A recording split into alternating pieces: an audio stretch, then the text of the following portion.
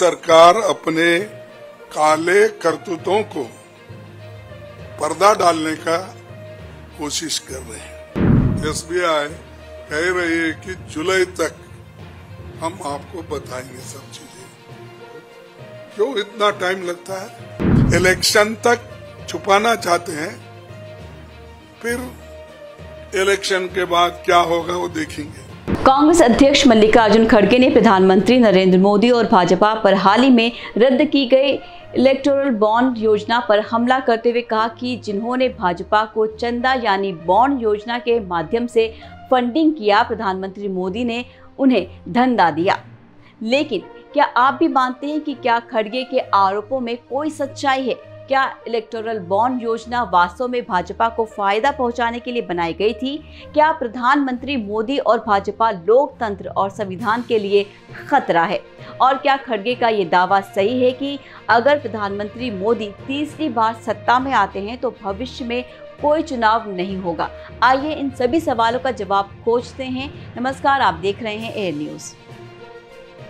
खड़गे ने झारखंड के हजारीबाग में एक चुनावी रैली में ये आरोप लगाया, जहां उन्होंने दावा किया कि भाजपा को इलेक्टोरल बॉन्ड योजना के माध्यम से मिलने वाला धन भाजपा नेताओं के व्यवसायों को लाभ पहुंचाने के लिए इस्तेमाल किया गया था। साथ ही खड़गे ने यह भी दावा किया कि संविधान और लोकतंत्र खतरे में है और अगर प्रधानमंत्री मोदी तीसरी बार सत्ता में आते हैं तो भविष्य में कोई चुनाव नहीं होगा। खड़गे ने पूर्व झारखंड के मुख्यमंत्री हेमंत सोरेन की गिरफ्तारी पर भी प्रधानमंत्री पर हमला किया और उन्हें अदानी और अंबानी को गिरफ्तार करने की चुनौती दी। आपको बता दें कि मल्लिकार्जुन खड़गे एक अनुभवी राजनेता हैं जो साल 2022 से कांग्रेस के अध्यक्ष हैं। साथ ही खड़गे पूर्व में लोकसभा अध्यक्ष और कर्नाटक के मंत्री भी रह चुके हैं, जिनके आरोपों को भाजपा और प्रधानमंत्री मोदी के खिलाफ राजनीति से प्रेरित हमला करार दिया जा रहा है। हालांकि अन्य लोगों का तर्क है कि खड़गे के आरोपों का समर्थन करने के लिए तथ्य हैं। उन्होंने इलेक्टोरल बॉन्ड योजना से मिलने वाले धन को भाजपा नेताओं के व्यवसायों को लाभ पहुंचाने के लिए इस्तेमाल करने के कई मामलों की ओर इशारा किया है।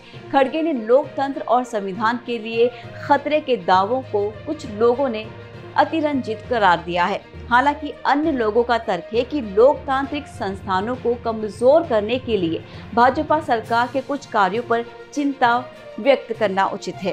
वैसे मल्लिकार्जुन खड़गे के इस आरोप का समर्थन करने के लिए प्रधानमंत्री नरेंद्र मोदी और भाजपा ने इलेक्टोरल बॉन्ड योजना का उपयोग भाजपा को फायदा पहुंचाने और लोकतंत्र को कमजोर करने के लिए किया है।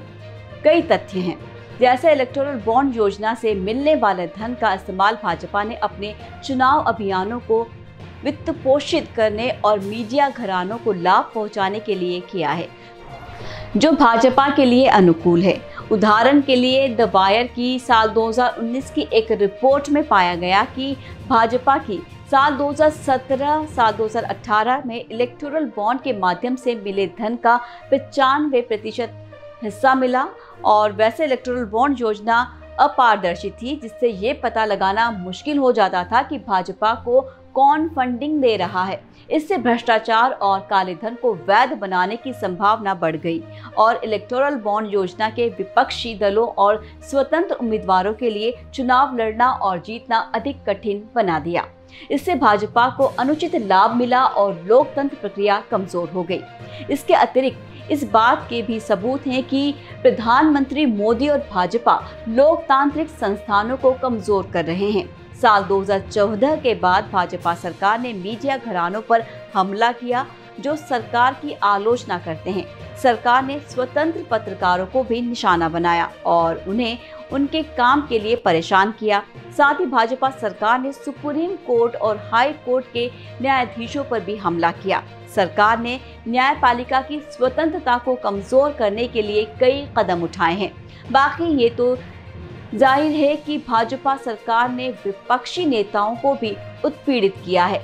सरकार ने विपक्षी नेताओं को गिरफ्तार किया है, उनके खिलाफ झूठे मुकदमे दर्ज किए और उन्हें उनके काम के लिए परेशान किया। ये कुछ सबूत हैं जो खड़गे के इस आरोप का समर्थन करते हैं कि प्रधानमंत्री मोदी और भाजपा लोकतंत्र और संविधान के लिए खतरा है।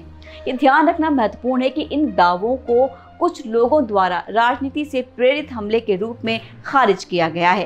हालांकि सबूतों से पता चलता है कि खड़गे की चिंताएं उचित हैं। वैसे साल 2014 से साल 2019 में भाजपा की जीत का भारतीय लोकतंत्र पर महत्वपूर्ण प्रभाव पड़ा है। पार्टी ने कई नीतियां लागू की हैं जिन्हें लोकतांत्रिक संस्थानों को कमजोर करने के रूप में देखा गया है, जैसे कि नागरिकता संशोधन अधिनियम सीए। कथित तौर पर सीए एक विवादास्पद कानून है जो गैर मुस्लिम अप्रवासियों को भारतीय नागरिकता प्रदान करने का मार्ग प्रदान करता है, जो 3 पड़ोसी देशों अफगानिस्तान, बांग्लादेश और पाकिस्तान से भाग गए हैं। इस कानून की आलोचना धार्मिक भेदभावपूर्ण होने और मुसलमानों को निशाना बनाने के लिए की गई है। वहीं राष्ट्रीय नागरिक रजिस्टर भी विवादित अधिनियम है जो नागरिकों की पहचान करेगा और अवैध अप्रवासियों की पहचान करेगा। एनआरसी की आलोचना भेदभावपूर्ण होने और मुसलमानों को निशाना बनाने के लिए ही की गई है। इसके अलावा सूचना प्रौद्योगिकी नियम साल 2021, जिसे मध्यवर्ती दिशा निर्देश और डिजिटल मीडिया आचार संहिता भी कहा जा रहा है, का नियम सोशल मीडिया कंपनियों की उपयोगकर्ता जनरेटेड सामग्री को नियंत्रित करने और सरकारी अनुरोधों का पालन करने के लिए बाध्य करते हैं। इस नियमों की आलोचना अभिव्यक्ति की स्वतंत्रता पर हमला करने के रूप में की गई है। आपको बता दें कि पिछले कुछ सालों में भाजपा ने कई विपक्षी नेताओं और कार्यकर्ताओं को गिरफ्तार किया है और उन्हें उनके काम के लिए परेशान किया है। भाजपा ने स्वतंत्र मीडिया संगठनों को भी निशाना बनाया है और उन्हें उनके काम के लिए परेशान किया है। इन कार्रवाइयों का भारतीय लोकतंत्र पर नकारात्मक प्रभाव पड़ा है। नागरिकता संशोधन अधिनियम और राष्ट्रीय नागरिक रजिस्टर ने मुसलमानों के बीच भय और असुरक्षा की भावना पैदा कर दी है। सूचना प्रौद्योगिकी नियम साल 2021 ने अभिव्यक्ति की स्वतंत्रता को प्रतिबंधित कर दिया है और सोशल मीडिया कंपनियों पर सरकार का नियंत्रण बढ़ गया है। विपक्षी नेताओं और कार्यकर्ताओं की गिरफ्तारी और उत्पीड़न ने विपक्ष और असंतोष की आवाज को दबा दिया है। स्वतंत्र मीडिया संगठनों को निशाना बनाने से सरकार के आलोचकों की आवाज को खामोश कर दिया है। इन कार्रवाइयों से भारतीय लोकतंत्र के भविष्य के बारे में चिंताएं पैदा हो गई हैं। कुछ आलोचकों का तर्क है कि भाजपा भारत को अधिनायकवादी राज्य में बदलने की कोशिश कर रही है। अन्य लोगों का तर्क है कि भाजपा लोकतंत्र के मूल्यों को कमजोर कर रही है और देश में तानाशाही की स्थापना कर रही है। भाजपा की कार्रवाइयों का दीर्घकालिक प्रभाव क्या होगा, यह भी देखना बाकी है। हालांकि यह स्पष्ट है कि इन कार्रवाइयों का भारतीय लोकतंत्र पर नकारात्मक प्रभाव पड़ा है और देश के भविष्य के बारे में चिंताएं पैदा हो गई हैं।